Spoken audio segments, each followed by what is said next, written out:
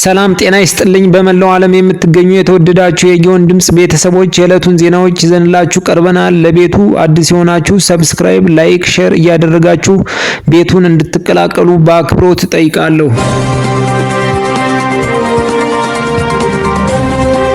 ከአማራ ፋኖ ብሔራዊ ኃይል የተሰጠ መግለጫ።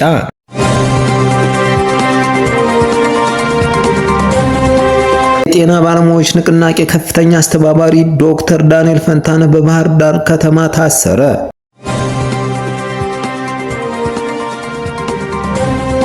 ድርጅታችን የአማራ ፋኖ ብሔራዊ ኃይል ከተመሰረተበት ቀን ጀምሮ በየቀጠናውና ልዩ ልዩ ስፍራዎች ሲሰራ መቆየቱ የሚታወቅ ሲሆን የድርጅቱን ስራዎች ይበልጥ ለማሳለጥ ያግዝ ዘንድ የድርጅቱ ማዕከላዊ ኮማንድ የሚከተሉትን አብይ ውሳኔዎች አሳልፏል። አንደኛ፣ የአማራ ፋኖ ብሔራዊ ኃይል ወጥና ውህድ ድርጅት ስለሆነ ከዚህ ቀደም የነበሩት የድርጅት ስያሜዎችና ሎጎዎች አክስሞ የፖለቲካና ወታደራዊ ስራዎችን ለማሳለጥ በቀጠናና በእዝ መሰየም አስፈልጎታል።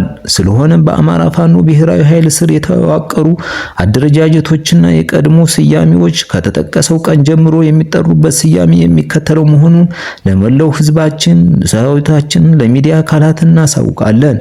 አንደኛ፣ የቀድሞ ስያሜ የአማራ ፋኖ አንድነት በጎንደር፣ አዲስ ስያሜ የአማራ ፋኖ ብሔራዊ ኃይል ሰሜን አማራ ቀጠና በላይ እዝ። ሁለተኛ፣ የቀድሞ ስያሜ የአማራ ፋኖ በጎጃም፣ አዲስ ስያሜ የአማራ ፋኖ ብሔራዊ ኃይል ምዕራብ አማራ ቀጠና ቴዎድሮስ እዝ። ሶስተኛ፣ የቀድሞ ስያሜ አማራ ፋኖ በወሎ ቤት አማራ፣ አዲሱ ስያሜ አማራ ፋኖ ብሔራዊ ኃይል ምስራቅ አማራ ቀጠና ሚኒሊክ እዝ። አራተኛ፣ የአማራ ፋኖ በሸዋ፣ አዲስ ስያሜ የአማራ ፋኖ ብሔራዊ ኃይል ደቡብ አማራ ቀጠና አሳምነው እዝ ናቸው። ሁለተኛ፣ የድርጅታችን ማዕከላዊ ኮማንድ የድርጅቱን የፖሊት ቢሮና የስራ አስፈጻሚ ኮሚቴ ተግባርና ኃላፊነት የተሸከመ በመሆኑ በስሩ 3 አብይ ኮሚቴዎች አዋቅሯል። እነዚህም አንደኛ፣ የፖለቲካና የውጭ ጉዳይ አብይ ኮሚቴ፣ ሁለተኛ፣ አስተዳደራዊ ጉዳዮች አብይ ኮሚቴና ሶስተኛ፣ ወታደራዊ ጉዳዮች አብይ ኮሚቴ ናቸው። ስለሆነም አብይ ኮሚቴዎች ከአራቱም የድርጅታችን ቅርንጫፎች ካሉ የስራ አስፈጻሚዎች በማካተት ንዑስ ኮሚቴዎችን እያዋቀሩ የድርጅቱን ስራዎች እንዲያስኬዱ ተወስኗል።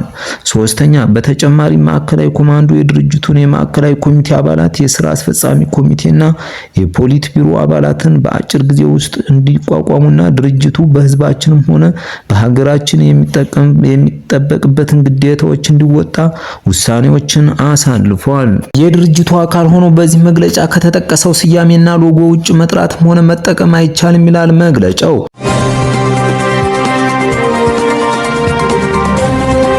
ሌላ ዜና፣ ፋሽስቱ አገዛዝ ብልጽግና ራያ ቆቦ ኩቢ ቀረንሳ ቅዱስ ጊዮርጊስ ቤተክርስቲያን በመድፍ አወደመ።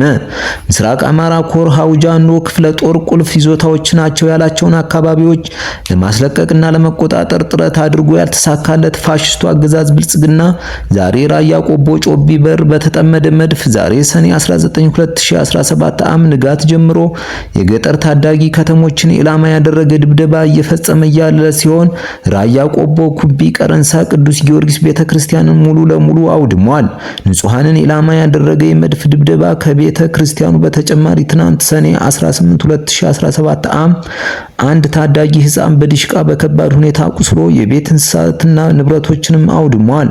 ንጹሃን ህዝብን ኢላማ ያደረገ የመድፍ ድብደባው አሁንም ቀጥሏል። በርካታ ሰብአዊና ቁሳዊ ኪሳራ ደርሷል ይገኛል ብለዋል።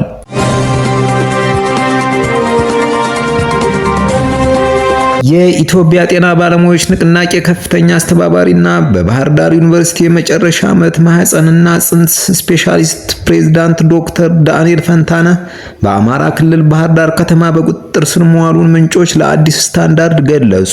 ለጉዳዩ ቅርበት ያላቸው አንድ ምንጭ ዶክተር ዳንኤል በባህር ዳር ከተማ 13ኛ ፖሊስ ጣቢያ በእስር ላይ እንደሚገኝ ጠቅሰው ነገር ግን እዚያ ያሉ ሰዎች እንደነገሩን በማንኛውም ጊዜ ወደ አዲስ አበባ ሊወስዱት ይችላሉ ብለዋል።